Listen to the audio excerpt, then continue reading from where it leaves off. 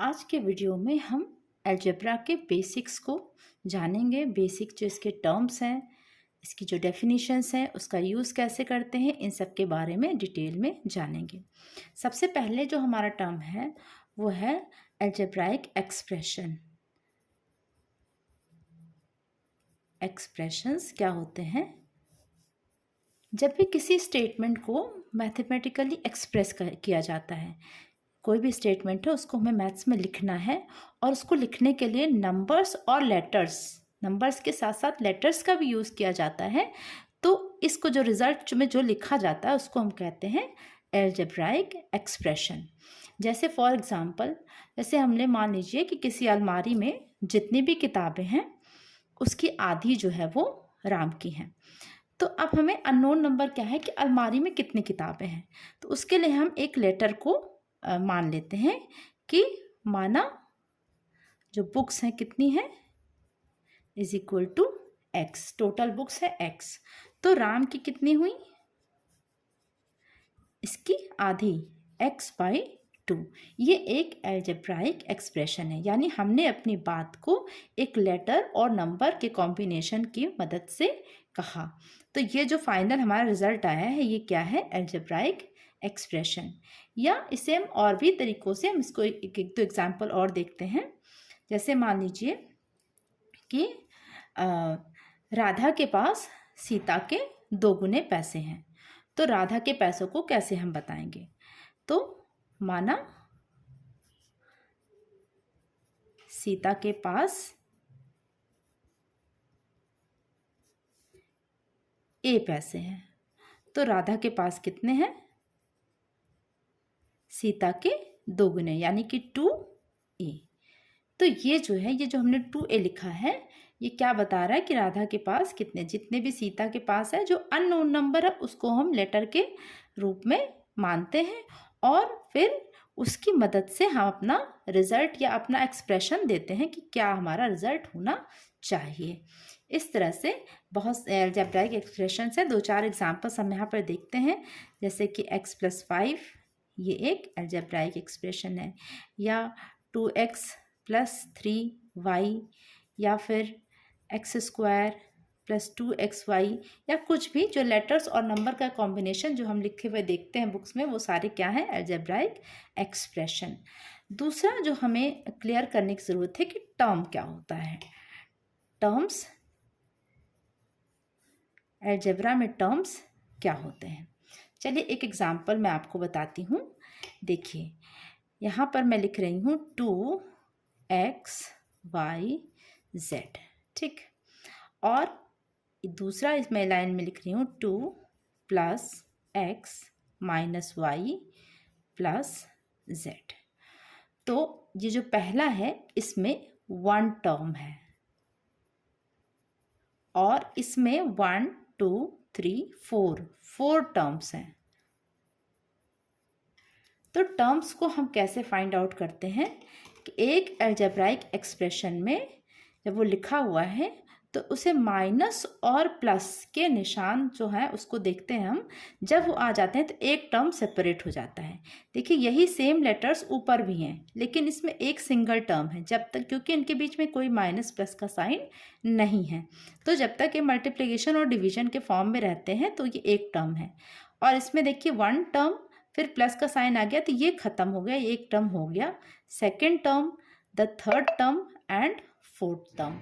तो इसमें 4 टर्म हो गए।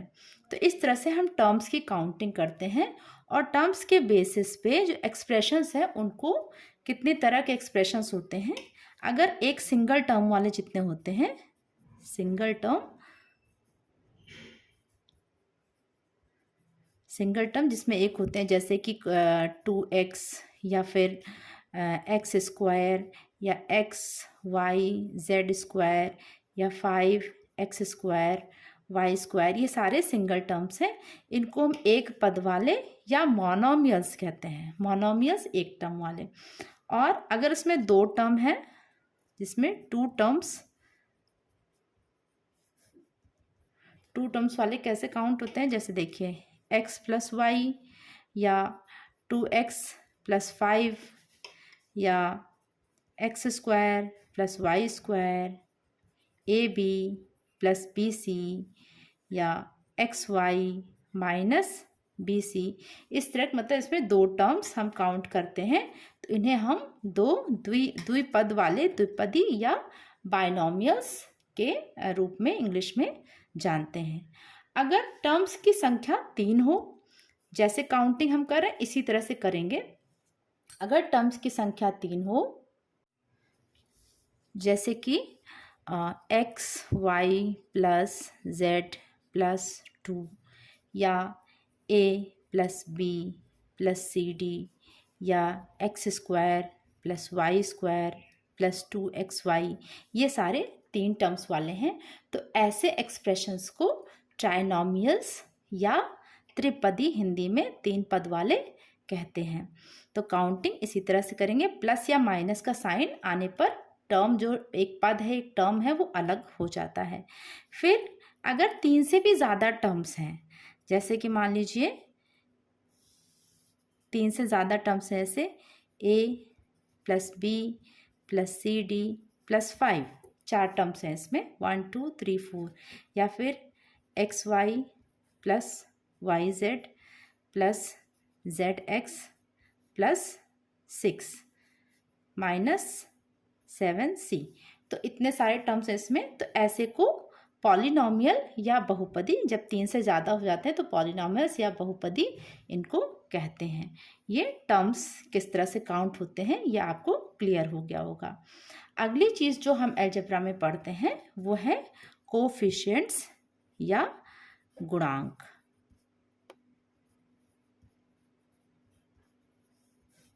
या फिर गुणांक। चलिए एक हम लोग एक्सप्रेशन ले लेते हैं। A X square plus B Y square plus 7xy z। तो इसमें कितने टर्म्स हैं? 3 टर्म्स हैं। तो हर टर्म का अपना अपना कोफिशिएंट, जैसे हम फर्स्ट टर्म में देखिए एक्स स्क्वायर का कोफिशिएंट या गुणांक जो है वो a है, और a का गुणांक जो है वो एक्स स्क्वायर है। सेकेंड टर्म में वाई स्क्वायर का कोफिशिएंट b है और b का कोफिशिएंट वाई स्क्वायर है। थर्ड टर्म में 7 का कोफिशिएंट x, y और z है। x का 7y z है, y का 7xz है और z का 7xy है। अगर कोई माइनस साइन हो, जैसे -5ab, अगर इसका है तो -5 का क्या है? a और b। a का क्या है? -5 और b। b का कोफिशिएंट क्या है? -5a।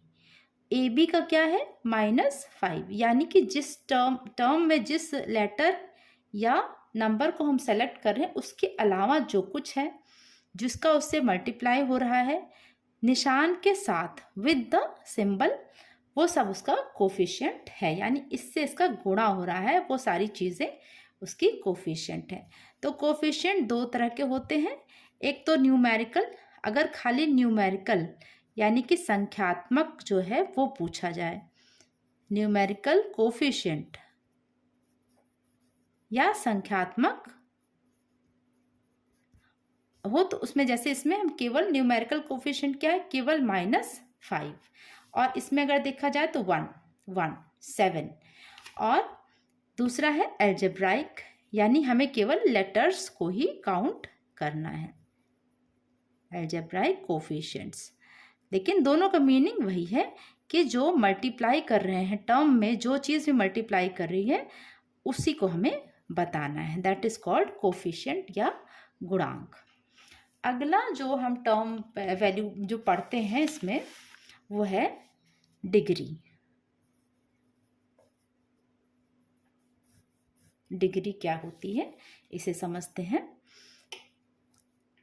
एक मोनोमियल लेते हैं ab²c।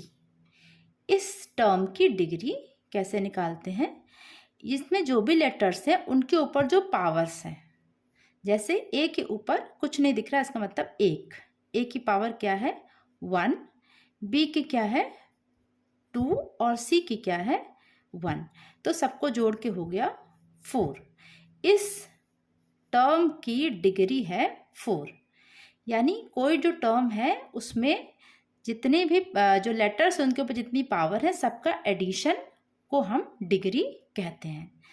तो अगर हमारे पास ऐसा एक्सप्रेशन है जिसमें एक से ज़्यादा टर्म्स हैं, जैसे ax² plus by plus c, तो इसमें कितने जो है इसकी डिग्री क्या है, तो 1 + 2 इसकी है 3, इसमें 1 + 1 इसकी है 2, इसकी है 1।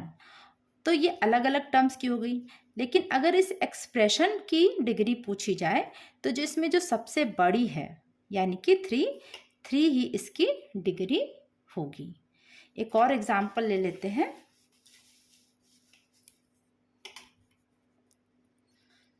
4x² y² minus 7z² y plus 5, ये हमने लिया। अब इसमें हर एक टर्म की जितने पावर है जो डिग्री है निकालते हैं, डिग्री ऑफ ईच टर्म निकालते हैं। तो इसकी कितनी हुई 2 + 2 4, इसकी है 2 + 1 3 और इसकी है 0, कि यहाँ पे कोई लेटर नहीं है। अगर किसी लेटर की पावर 0 है, जैसे यहाँ कुछ नहीं है, तो अगर किसी लेटर की पावर 0 है तो उसका क्या आता है, उसका वैल्यू है 1। हाँ देखिए, जैसे x की पावर 0 = 1, तो यहाँ कुछ नहीं दिख रहा है, इसका मतलब यहाँ पे कोई ऐसा लेटर है जिसकी डिग्री जिसकी वैल्यू है 1, तो that is something x y anything power to the 0। तो यहाँ की इसकी डिग्री है 1, तो इसकी है 0। ओके, तो इसमें हाईएस्ट कौन सी है 4। तो इस एक्सप्रेशन की डिग्री, ये तो हर एक टर्म की डिग्री होगी, लेकिन अगर एक्सप्रेशन की डिग्री पूछी जाए तो दैट इज 4। तो ये डिग्री भी मेरे ख्याल से क्लियर हो गई होगी। अगली जो इम्पॉर्टेंट टर्म है वो है लाइक एंड अनलाइक टर्म्स। ये क्या होते हैं, देखिए मेरे पास यहाँ पर मैंने कुछ एक्सप्रेशंस लिखे हैं। ab² a² b² ab a² b 5 a² b² minus ab minus 7 a² b minus 8 ab² minus 7 a² b²। अब इसमें से हमें सेलेक्ट करना है लाइक एंड अनलाइक टर्म्स। तो लाइक टर्म्स वो होते हैं जिनके जो नंबर्स का जो लेटर्स का कॉम्बिनेशन है, जो लेटर्स का कॉम्बिनेशन है बिल्कुल जो एक जैसा रहे, उसको हम लाइक टर्म्स कहते हैं। जैसे इसमें से हम पहला ग्रुप बनाते हैं, group number 1 ab²। ab², the first one is ab²। अब इसके जैसा कौन है, not this, not this, not this, this, no not this also, ab² -8ab²। इसके जैसा लाइक टर्म कौन सा है, -8ab²। नंबर्स से कोई फर्क नहीं पड़ता, लेकिन ये जो लेटर्स का कॉम्बिनेशन है इसकी पावर्स वगैरह सब कुछ सेम होनी चाहिए। तो फर्स्ट जो हमारा बन गया ग्रुप। तो सेकेंड ग्रुप, अब एक और ग्रुप बनाते हैं। देखिए हम ढूंढते हैं a² b² के जैसा कौन है। तो इसके जैसा ये है और इसके जैसा ये है, ये तीनों लाइक ग्रुप, लाइक टर्म्स हैं। और अनदर ग्रुप हम बनाते हैं लाइक टर्म्स का। तो AB के जैसा कौन है, AB है और -AB है, बस ये दोनों में एक जैसे लाइक टर्म्स। फिर ये दोनों, ये दोनों एक जैसे लाइक टर्म्स। तो लाइक टर्म्स वो होते हैं जिसमें लेटर्स का कॉम्बिनेशन, जो वेरिएबल है उनका जो कॉम्बिनेशन, उसकी पावर्स वगैरह सब कुछ एक जैसी रहे, उसे हम कहते हैं लाइक टर्म्स। और बाकी ये सब जैसे ये और ये अनलाइक है, और are these unlike terms except those who are having same powers. अब क्या फ़ायदा होता है कि लाइक टर्म्स को ही हम जोड़ सकते हैं, घटा सकते हैं, इनका ही एडिशन और सब्ट्रैक्शन हो सकता है। We can only add them only. अगर हमें जैसे x और x 5x मिल जाए तो ये दोनों लाइक टर्म्स है, इनको हम जोड़ के लिखेंगे 6x। या 7y माइनस 2y मिल जाए तो हम इसको घटा के कहेंगे कि 5y। But we can not add x and y क्योंकि ये लाइक नहीं है। या फिर x एंड x स्क्वायर नहीं ऐड कर सकते क्योंकि ये लाइक नहीं है। इनको हम ऐसे ही, यही हमारा आंसर होगा अगर फाइनली बचता है तो ये ऐसे ही फाइनली बचेंगे। लाइक टर्म्स को ही हम ऐड कर सकते हैं और सब्ट्रैक्ट कर सकते हैं। तो अगले वीडियो में हम अब अलजेब्राइक एक्सप्रेशंस के ऊपर बेस्ड क्वेश्चंस करना सीखेंगे।